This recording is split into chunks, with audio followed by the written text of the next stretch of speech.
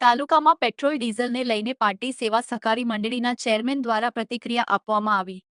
Petrol diesel અને urea ખાતર પાટડી સેવા સહકારી સંઘ દ્વારા દરેક ખેડૂત અગરિયાઓને પૂરતો પુરવઠો મળે છે, પણ બીજા કંપનીના પેટ્રોલ પંપ ઉપર પૂરતો જથ્થો ન મળતા હોય માટે હાલાકી ભોગવવી પડે છે. દસાડા તાલુકામાં પેટ્રોલ ડીઝલ અને યુરિયા ખાતર ખેડૂતો પૂરતા પ્રમાણમાં મળે છે. રણમાં મીઠું પકવતા અગરિયાઓને પણ પેટ્રોલ ડીઝલ પૂરતા પ્રમાણમાં મળે છે. બાઇટ ચેરમેન રામભાઈ રથવી પાટી દસાડા તાલુકા સેવા સહકારી સંઘ. મારી સાથે સંઘના ચેરમેન શ્રી રામભાઈ બેઠા છે. રામભાઈ, અત્યારે પાટડી તાલુકાની અંદર આજે પેટ્રોલ ડીઝલ ને ખાતરની જે પરિસ્થિતિ ઉદ્ભવી છે એ ખેડૂત હિતરક્ષક અને ખેડૂતો કહી રહ્યા છે. સંઘમાં આપણે કેવી રીતે આપણું અહીંયા કંઈ સ્ટોક પડ્યું છે ડીઝલ, પેટ્રોલ અને ખાતરમાં? સરસ. અત્યારે હાલ જે વૈશ્વિક પરિસ્થિતિ છે એને અનુસંધાને આપણા તાલુકાની વાત કરીએ તો ખરીદ વેચાણ સંઘના ચેરમેન તરીકે હું આપને મીડિયા દ્વારા આપની દ્વારા હું લોકોને મેસેજ જાણ કરવા માગું છું કે આઈઓસી કંપની દ્વારા આપણા તાલુકામાં આપણા વિસ્તારમાં વધારેમાં વધારે ડીઝલ પેટ્રોલ મળી રહે એના માટે આઈઓસી કંપનીના અધિકારીઓ, પછી અહીંના સ્થાનિક આપણા ધારાસભ્યશ્રી, આપણા સ્થાનિક સાંસદશ્રી દ્વારા એમના દ્વારા રજૂઆત કરવાના કારણે વધારેમાં વધારે અન્ય કંપનીઓ કરતાં આઈઓસીએ આપણે સંઘના પેટ્રોલ પંપે વધારેમાં વધારે આપણને પુરવઠો આપ્યો છે. અને અમે સંઘ દ્વારા અમે સંનિષ્ઠ રીતે પ્રયત્ન કરીએ કે દરેક ખેડૂતને મળી રહે, મીઠાના અગરના જે વેપારીઓ છે એમને મળી રહે, વચ્ચેના માણસોના જે કંઈ ટૂંકમાં આવે એમને બધાને મળી રહે એવો અમારો પ્રયત્ન વિશેષ રહ્યો છે.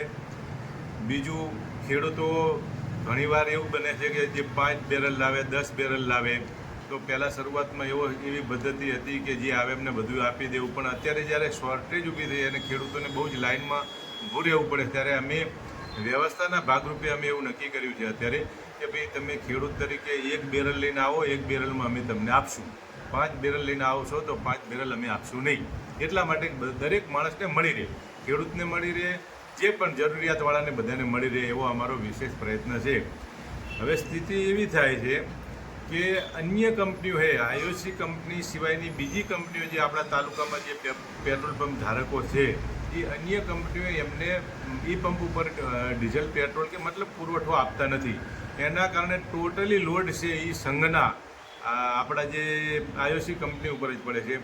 આ તો એ કંપનીના અધિકારીઓ, પછી ઉપરના અમારા રાજકીય આપણા સાંસદશ્રી, આપણા ધારાસભ્યશ્રી દ્વારા પ્રયત્ન થયો એના કારણે એ લોકો પણ આપણને આપે છે.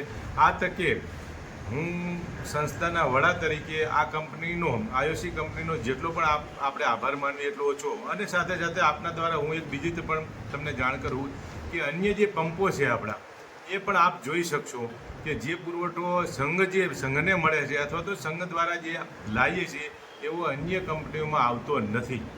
એટલે મારી તો એક આપના માધ્યમ દ્વારા એક રિક્વેસ્ટ છે કે અન્ય કંપનીમાં પણ પુરવઠો આવે તો વધારે સારું.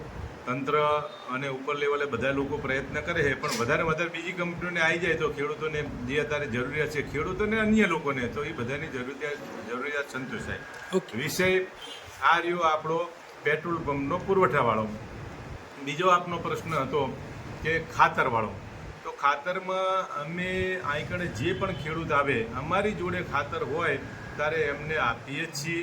બીજું, માની લો કે પુરવઠો ઓછો હોય, ખેડૂતોની માંગ વધારે હોય તો એના કારણે અમે ક્યારેક એવું નક્કી કર્યું છે કે ભાઈ તમે એક ખેડૂતને 50 થેલી જોઈએ તો ના આપી, તો અમે 5 થેલી આપી. એમાં જે કે અત્યારે નિયમો છે ભાઈ 7, 12, 8 લઈને આવે એટલે એને એ પ્રમાણે અમે આપીએ છીએ. જ્યાં સુધી સંઘ પાસે પુરવઠો હશે ત્યાં સુધી દરેક ખેડૂતને મળી રહેશે, નહીં હોય તો નહીં મળે. પણ વધારે આપણને ખાતર મળે એવા અમારી કક્ષાએ ખૂબ ઉપર લેવલે પ્રયત્નો ચાલુ છે. તો આ પરિસ્થિતિ, વાસ્તવિક પરિસ્થિતિ આ છે. Okay, thank you.